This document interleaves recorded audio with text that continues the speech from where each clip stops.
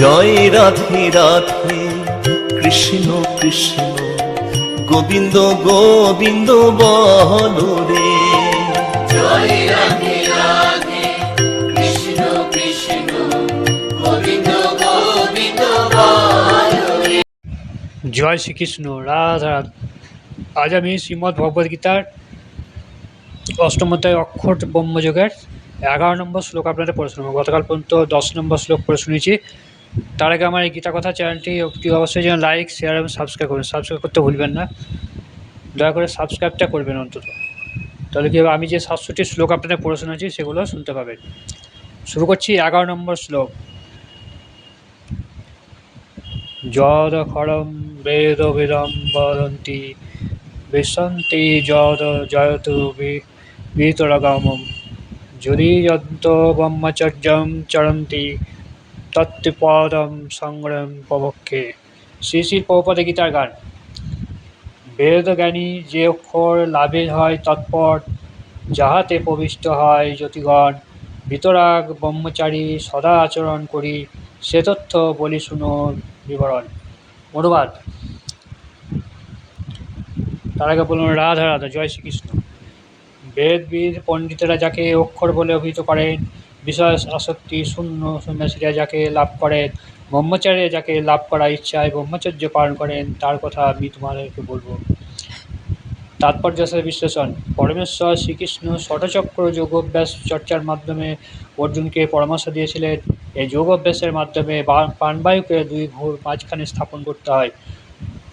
অর্জুনকে তাহলে তিনি কি বলেছিলেন শ্রীকৃষ্ণ, যে ষটচক্র যোগাভ্যাস মাধ্যমে প্রাণবায়ুকে কীভাবে ভোর দুটো ভোর মাঝখান দিয়ে স্থাপন করতে হয়, সেইভাবে অর্জুন ষটচক্র যোগাভ্যাস করতে জানতেন না বলে মেনে নিয়ে পরবর্তী শ্লোকে পরমেশ্বরকে অভ্যাস পদ্ধতি বর্ণনা করেছেন। কিন্তু অর্জুন তো যোগাভ্যাস সম্বন্ধে কিছু জানতেন না, সেটা বলছে পরমেশ্বরকে তিনি ভগবানকে বলছেন যে আমাকে অভ্যাস সম্বন্ধে তো অভ্যাস করে দেখাতে হয়। ভগবান শ্রীকৃষ্ণ এখানে ব্যাখ্যা করছেন যে ব্রহ্মা যদি অদ্বয়, তবুও তার বিভিন্ন প্রকাশ এবং রূপ আছে।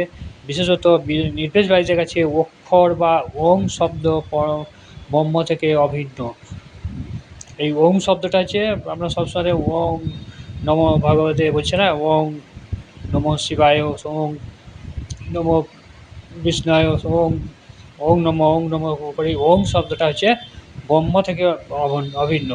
শ্রীকৃষ্ণ এখানে এই ব্রহ্মের বর্ণনা করেছেন, যার মধ্যে সর্বত্র কি মহর্ষিগণ প্রবেশ করেন।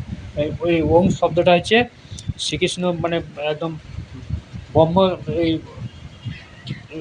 ওঙের মধ্যে আছে,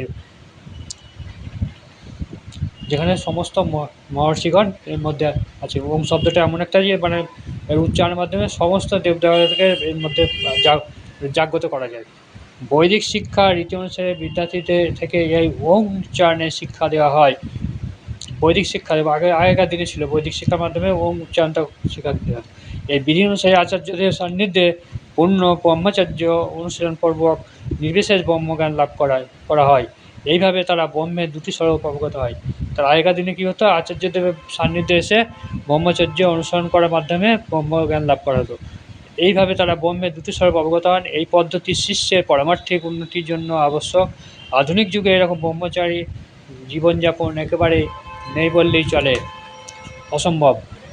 আধুনিকতা এসে ব্রহ্মচারী এসব নাই।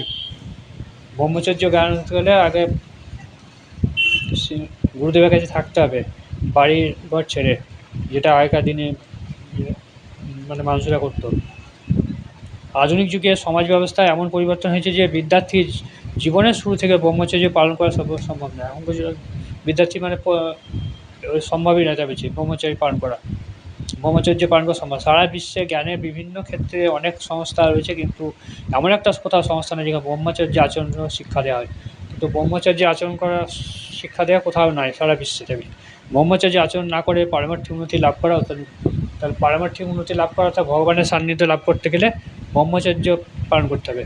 তাই তাই শ্রীচৈতন্য মহাপ্রভু পূজা করে গেছেন যে কলিযুগে শাস্ত্রবিধান অনুসারে হরে কৃষ্ণ কৃষ্ণ কৃষ্ণ হরে হরে হরে রাম রাম রাম এই মহামন্ত্র কীর্তন করা ছাড়া পরম তত্ত্ব উপলব্ধি করা কোনো পথ নেই।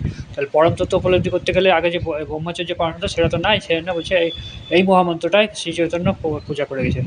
হরে কৃষ্ণ কৃষ্ণ কৃষ্ণ কৃষ্ণ কৃষ্ণ হরে হরে হরে রাম রাম রাম রাম রাম হরে। আজকে 11 নম্বর শ্লোক শেষ হলো। আগামীকাল আমি 12 নম্বর শ্লোক আপনাদের পড়ে শোনাবো। নমস্কার, এখানে শেষ করছি।